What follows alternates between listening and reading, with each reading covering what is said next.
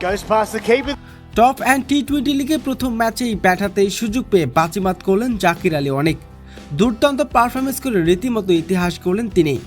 Hobart হারিকেন্সের বিপক্ষে একের পর এক ছক্কা, চোখ ধাঁধানো ব্যাটিং হবার্ট হারিকেন্সের বোলারদের করেছেন দিশেহারা। বাংলাদেশ এইচপি দলের হয়ে সুযোগ পেয়ে ব্যাট হাতে ইতিহাস গড়লেন জাকির আলী অনেক। দর্শক, বিস্তারিত থাকছে ভিডিওর প্রতিবেদনে। দর্শক, এদিন শুরুতে টস জিতে প্রথমে ব্যাটিং করার সিদ্ধান্ত নেন হবার্ট হারিকেন্স। তার আগে ব্যাটিং করতে নেমে নির্ধারিত 20 ওভার শেষে 9 উইকেট হারিয়ে 152 রান করেন। সেই লক্ষ্যে তাড়া করতে নেমেছে বাংলাদেশ এইচপি দল। ব্যাটিং করতে নেমে মাত্র 12 রানের মধ্যে 3 উইকেট হারিয়ে ফেলে তারা।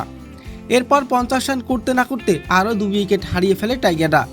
এরপর ষষ্ঠ ব্যাটার হিসেবে ক্রিজে আসেন জাকির আলী অনেক। পুরো ম্যাচের দায়িত্ব যেন তার কাঁধেই পড়ে। মাঠে নেমে দায়িত্বশীল ব্যাটিং করেন জাকির আলী অনেক।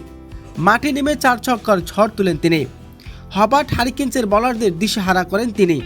চোখ ধাঁধানো ব্যাটিং হবার্ট হারিকেন্সের বোলিং লাইন আপ চূর্ণ বিচূর্ণ করে দেন জাকির আলী অনেক।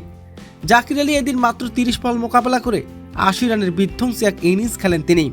তার সেই ইনিংসে ছিল 5টি ছক্কা ও 4টি চার। জাকির আলীর দুর্দান্ত ইনিংসের উপর ভর করে 5 উইকেট হাতে রেখেই সহজে জয়ের দেখা পায় বাংলাদেশ এইচপি দল। জাকির আলীর চোখ ধাঁধানো ব্যাটিং ম্যাচ সেরা হয়েছেন তিনি। ম্যাচ সেরা পুরস্কারও পেয়েছেন জাকির আলী অনেক। দীর্ঘদিন পর মাঠে ফিরে বাংলাদেশের এইচপি দলের হয়ে জাত চিনালেন জাকির আলী অনেক।